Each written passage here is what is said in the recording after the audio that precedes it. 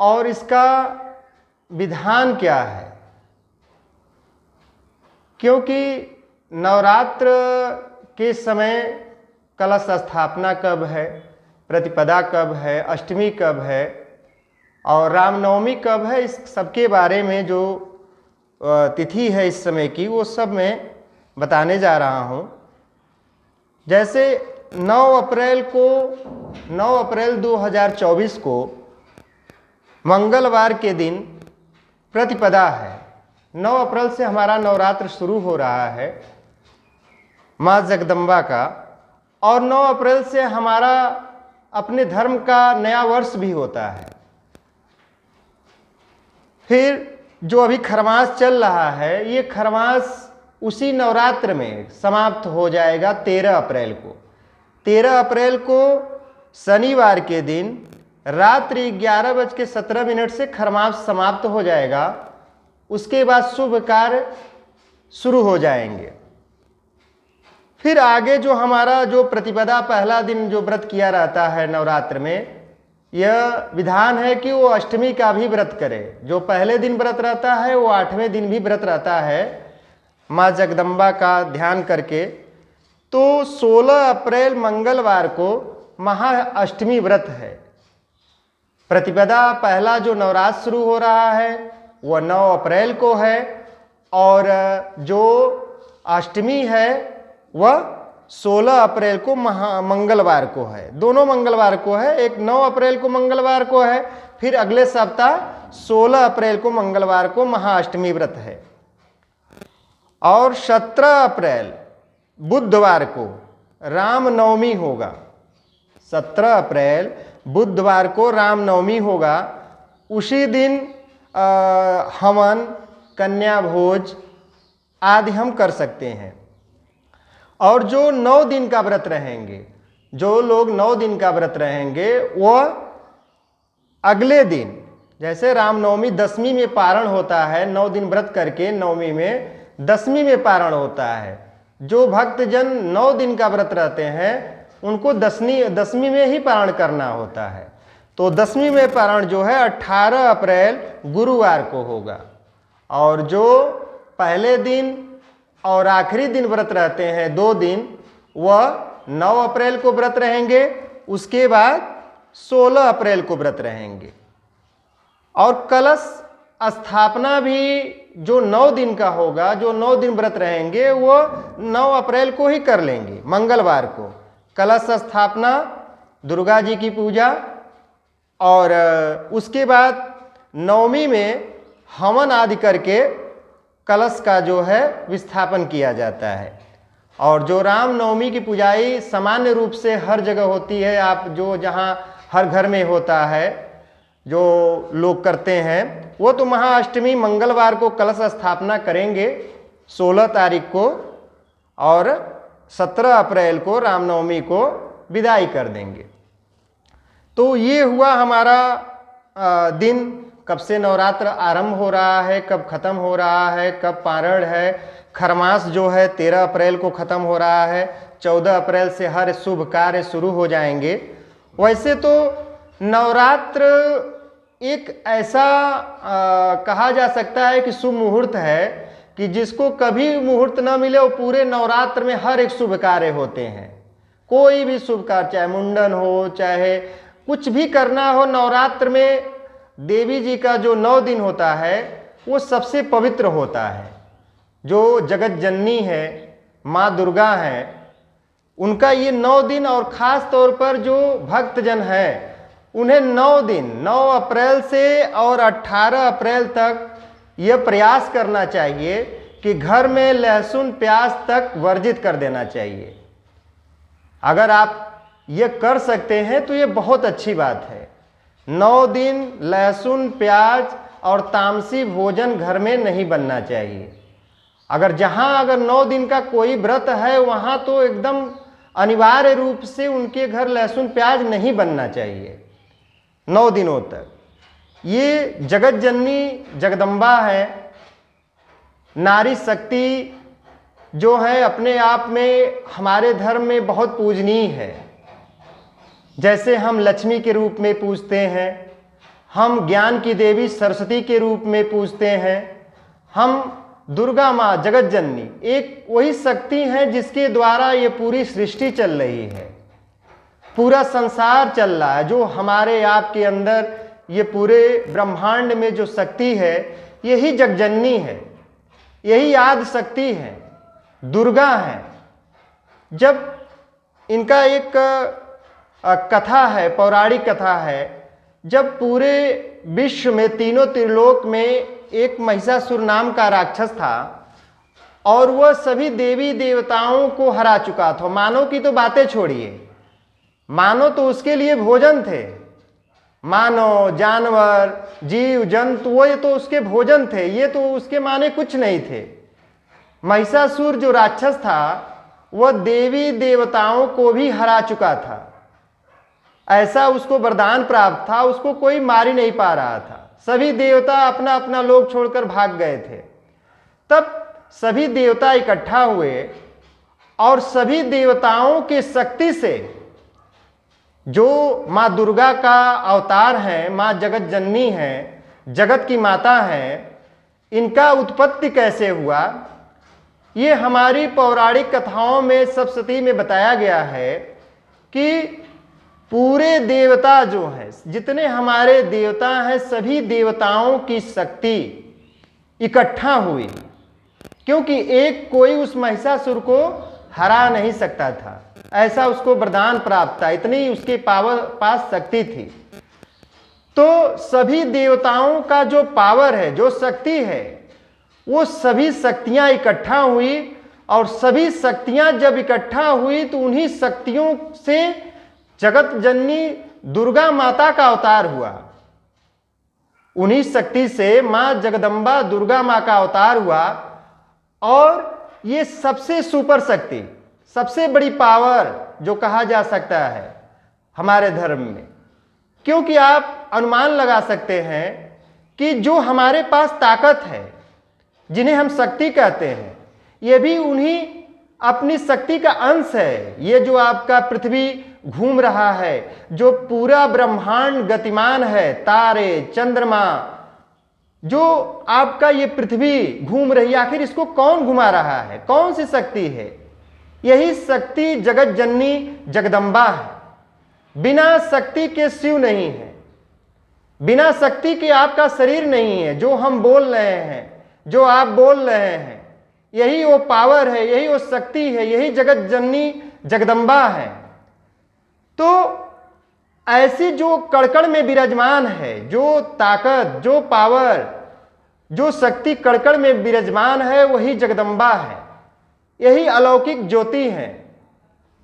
इनकी पूजा जो हमारा ये नवरात्र है, 9 दिन का जो हमारा ये नवरात्र है, जो व्रत है, आप ये अनुमान लगाएंगे कि जो हम व्रत करते हैं तो व्रत में हमें ये मालूम हो जाता है कि हमारे पास क्या शक्ति है, कितना हमारा शरीर में शक्ति बचा हुआ है।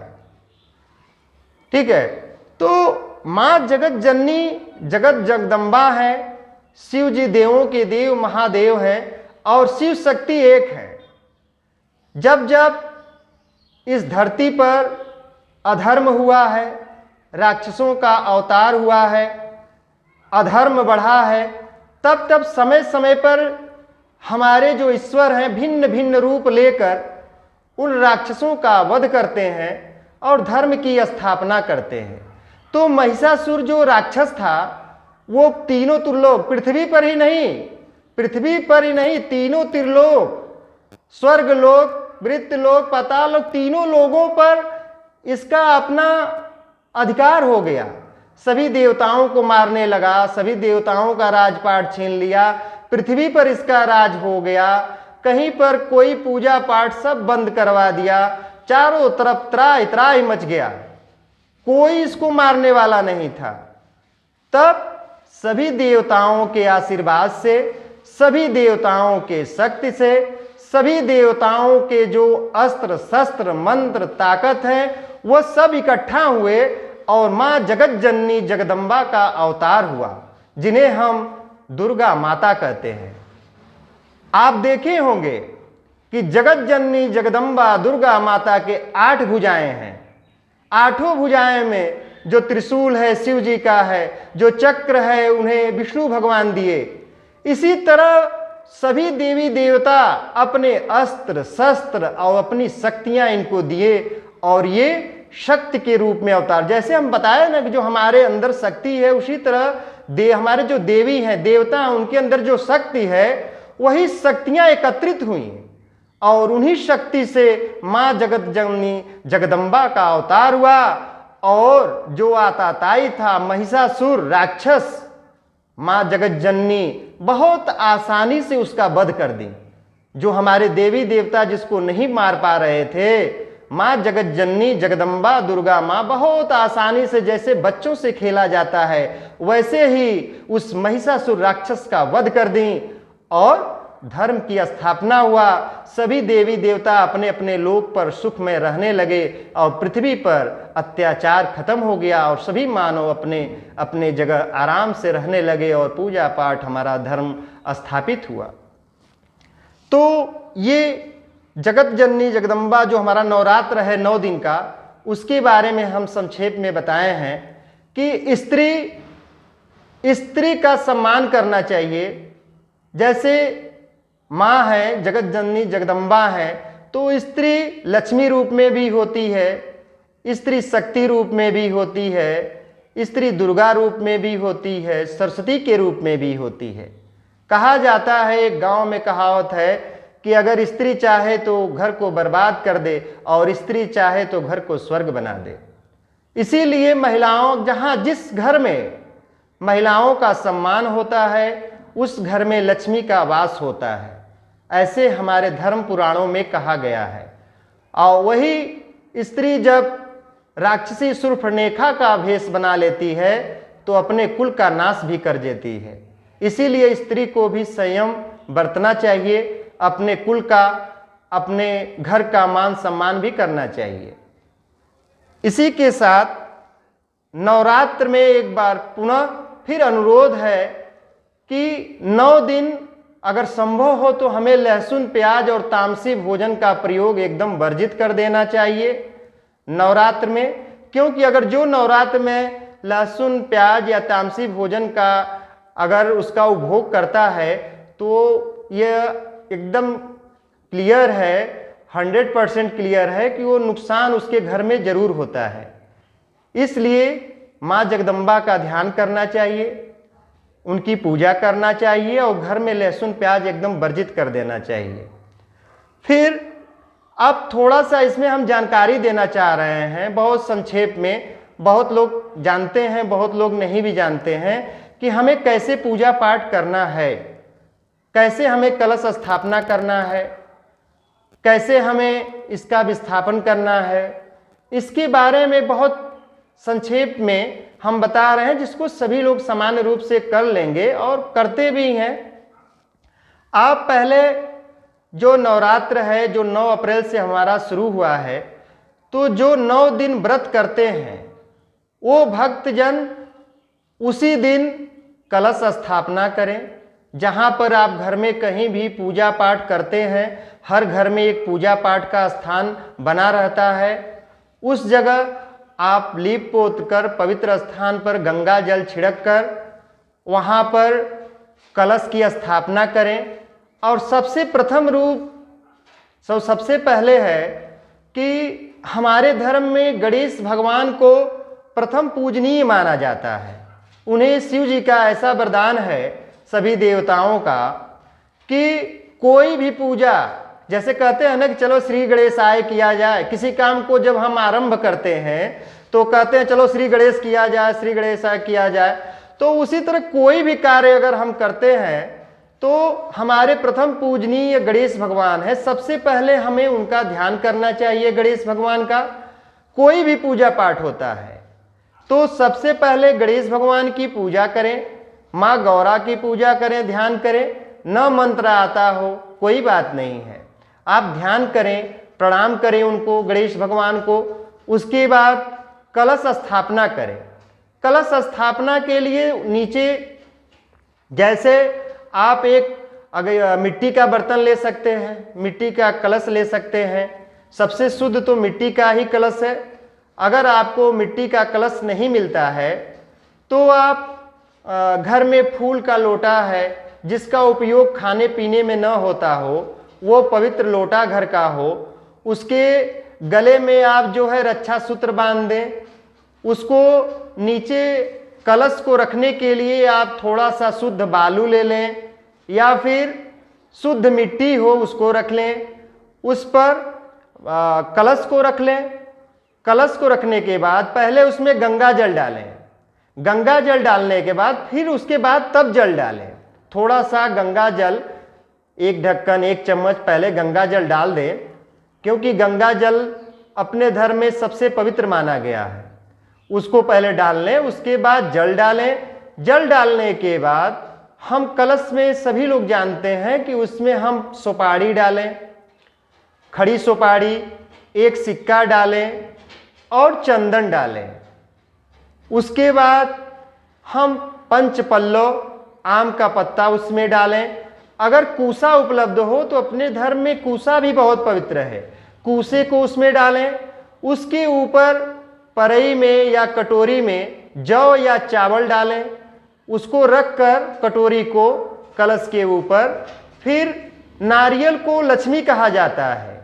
जो नारियल होता है, पानी का नारियल जो बिकता है जटाधारी, वो नारियल हम लाएं, उसको छील दें और थोड़ा सा उसके ऊपर का अंश हम रहने दें और उसको हम धागे से लपेट लें।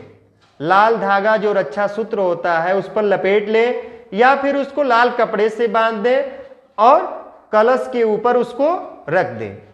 ये हमारा नॉर्मल से हुआ, सामान्य रूप से कलश स्थापना हुआ।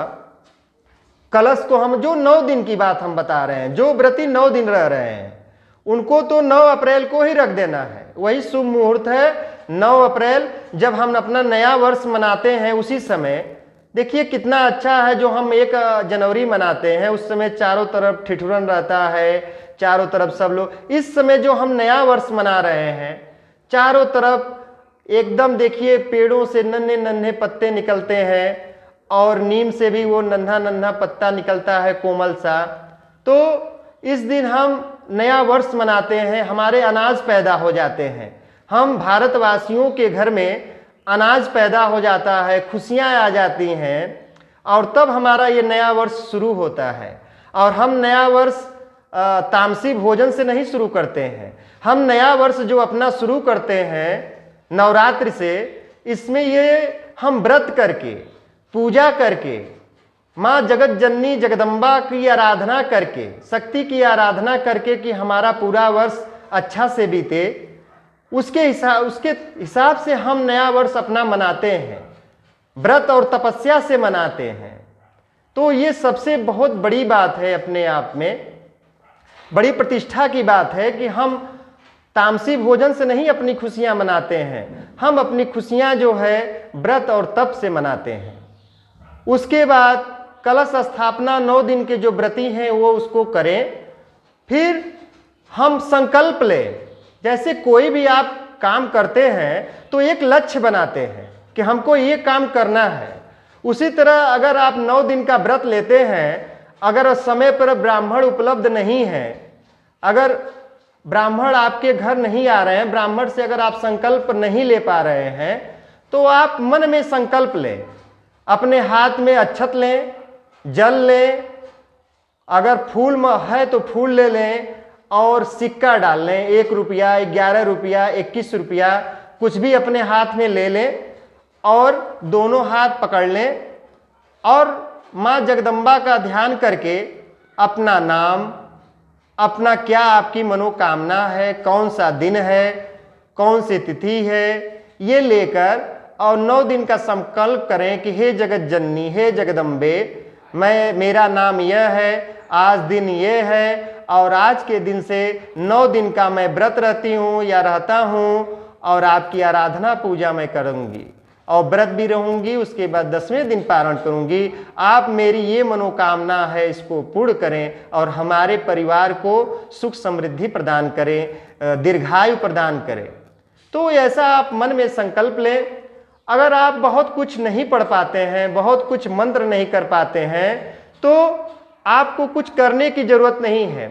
आप केवल माँ जगदम्बे का ध्यान करें और भोग लगाएं, मिश्री का, किशमिश का, पंचमेवा का भोग लगाएं, और दोनों टाइम, सुबह और शाम, दोनों टाइम। और दूसरी चीज़ ये है कि आप कपूर की आरती दोनों टाइम करें।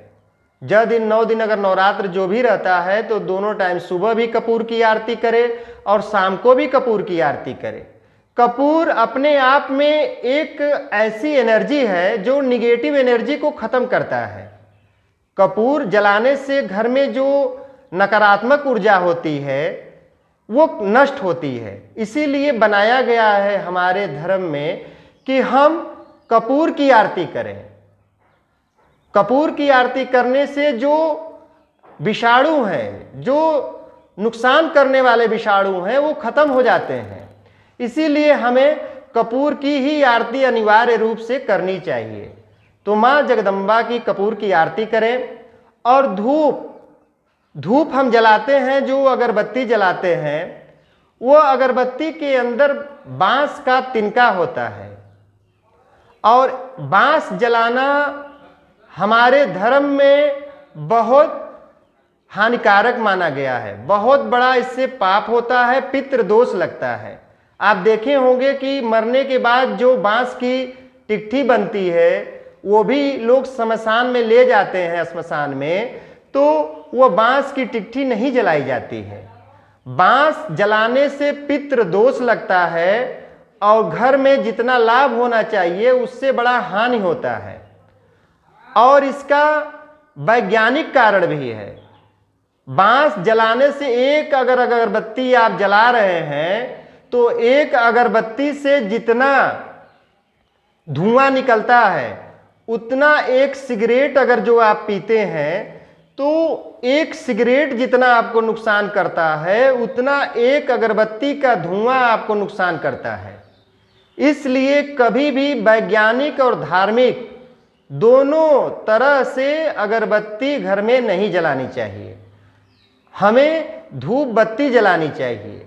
धूप बत्ती जलाने से पितृ दोष भी नहीं लगता है और जो बांस जलाने से जो विषैली गैस निकलती है जो अगरबत्ती जलाने से, उससे भी हम बच सकते हैं। तो यही अनुरोध है कि आप जो है धूप बत्ती जलाएं। आजकल बाजारों में बहुत बढ़िया बढ़िया धूप बत्ती हो गई हैं, आप मिल नहीं उपलब्ध है, उसको जलाएं। अगरबत्ती न जलाएं तो बहुत अच्छा है। तो धूप बत्ती जलाएं। उसके बाद घी का दीपक जलाएं। घी अगर उपलब्ध नहीं है तो तिल शुद्ध है तो तिल के तेल का दीपक जलाएं। और जो 9 दिन का व्रत रहते हैं, अगर अखंड दीपक का अगर संकल्प लेते हैं तो 9 दिन 24 घंटा लगातार दीपक जलता रहना चाहिए माँ जगदम्बे के सामने। तो आप रक्षा दीप ले लें और रक्षा दीप में तेल कम लगता है, उसको आप जलाएं। और 24 घंटा जो व्रती है उसको देख रेख में कि 24 घंटा माँ जगदम्बा के सामने अखंड ज्योति जलती रहनी चाहिए। और जो भी चीज़ें हैं, जैसे हम कहे हैं कि अगर 9 दिन का कोई व्रत है तो लहसुन प्याज तो एकदम वर्जित कर दें आप, उसको एकदम नहीं अपने घर में बनना है, नहीं तो आपका कोई पूजा पाठ का फल नहीं मिलेगा। और धूप बत्ती आप जला लिए, दीपक जला लिए। दीपक दिखाने के बाद हाथ धो लेना चाहिए, क्योंकि जब हम दीपक जलाते हैं और धूप जलाते हैं तो मेरे हाथ में, अपने हाथ में कुछ जैसे उसमें तेल लग जाता है या कुछ लग जाता है। तो एक विधान है कि दीपक दिखाने के बाद भगवान को हाथ धो लेना चाहिए। हाथ धोने के बाद स्वच्छ बर्तन में आप जगत जननी जगदम्बा को भोग लगा सकते हैं। पंचमेवा है, मिश्री है, मधु है, इसका आप भोग लगाइए। और छोटे से बर्तन में, गिलास में उनको पानी भी रखिए। ये चीज़ें हमको बहुत ज़रूरी है। क्या जैसे हम अपने को भोजन पानी आदर मिलता है, उसी तरह समान समझिए कि इसी तरह हम अपने देवी देवता, अपने इष्ट को भी उसी तरह करें। तो आप भोग लगाएं। भोग लगाने के बाद कपूर की आरती करें, प्रणाम करें और दंडवत प्रणाम करें। जो स्त्रियां हैं वो अपने आंचल हाथ में लेकर जगत जननी जगदम्बा को धरती पर आंचल से उनके पैर के यहाँ 5 बार प्रणाम करें और जो पुरुष हैं वो दंडवत प्रणाम करें। इस तरह 9 दिन जगदम्बा माँ का आराधना और पूजन किया जाए, अपने नए वर्ष की शुरुआत किया जाए, अपने नए कार्यों की शुरुआत किया जाए। 13 अप्रैल 2024 को खरमास भी समाप्त हो रहा है, उसके बाद शुभ कार्य भी शुरू हो जाएंगे। तो ये हुआ हमारा नवरात्र जो आने वाला है 9 अप्रैल को, और 13 अप्रैल को खरमास समाप्त होगा। 16 अप्रैल को मंगलवार को महाअष्टमी का व्रत होगा। 17 अप्रैल बुधवार को रामनवमी होगा, हवन होगा। जो अगर 9 दिन के व्रत रहेंगे उस दिन रामनवमी भी मनाई जाएगी। कन्या भोज भी आप करा सकते हैं, जो 9 दिन का व्रत रहेंगे वो कन्याओं को भोजन करा सकते हैं। इस तरह हमारा ये पवित्र नवरात्र जो है 9 दिन का समापन हो जाएगा। इसी तरह माँ जगदम्बे के चरणों में प्रणाम करिए, बोलिए माँ जगदम्बा की जय। जय माँ भवानी। सर्वमंगल मांगल्ये शिवे सर्वार्थ साधिके शरणे त्र्यंबिके गौरी नारायणी नमस्तुते। या देवी सर्वभूतेषु मातृरूपेण संस्थिता नमस्तस्यै नमस्तस्यै नमस्तस्यै नमो नमः। या देवी सर्वभूतेषु लक्ष्मीरूपेण संस्थिता नमस्तस्यै नमस्तस्यै नमस्तस्यै नमो नमः। या देवी सर्वभूतेषु सरस्वतीरूपेण संस्थिता नमस्तस्यै नमस्तस्यै नमस्तस्यै नमो नमः। बोलिए जगज्जननी जगदम्बा माँ भवानी